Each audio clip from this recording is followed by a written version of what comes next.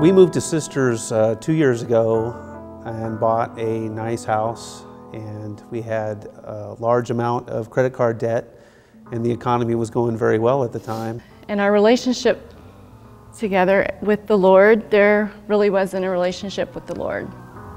It was rocky.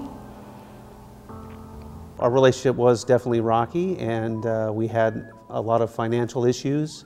Work was hard. Everything was a little tough at that time, and Karen mentioned that she wanted to go to church, and my response was, I think we should go to church because I think you need it. And what I didn't realize was that I needed it just as much or more. I thought we were close to divorce, and we started coming to church, and then we started communicating better, confiding in one another more,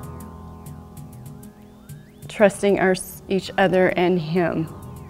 I didn't really begin to consider following Jesus for the rest of my life until the men's retreat in March. And that's when the light really came on for me, and I figured out that I needed to give my whole life completely and learn how to do that in a practical way by reading the Bible and becoming a spiritual leader in my family. And that's really when it started for me. When Michael returned from the men's retreat, he was a total different guy. There was definitely something going on very big in his heart. Jesus had definitely stepped in. And as soon as I found Christ earlier this year, I knew that my whole life needed to be transformed, and one of the ways that needed it the most was to not be so selfish with my money, and that goes for both of us.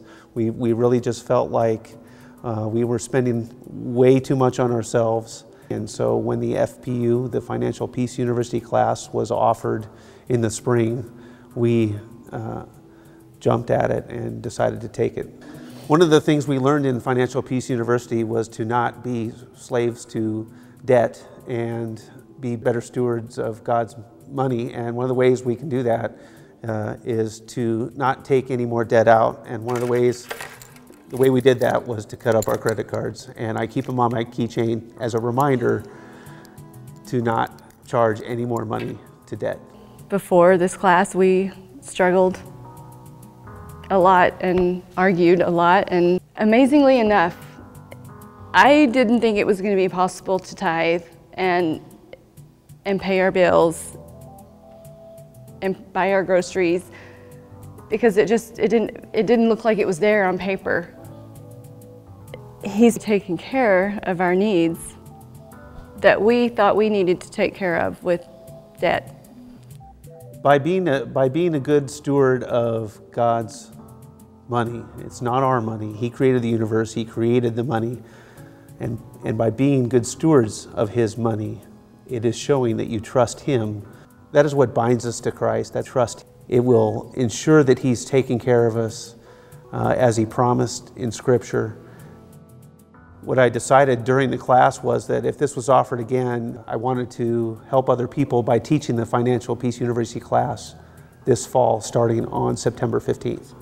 I am very much anticipating that in the future, Christ will make Michael and I stronger individuals as husband and wife.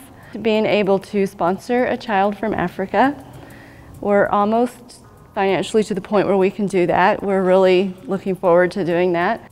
In being bound to Christ, I anticipate many things happening in the future, and some of them I'm not even sure I'm expecting, but we hope to be debt-free, to be able to be good stewards of His money, having children, whether it be sponsoring them in Africa or adopting our own.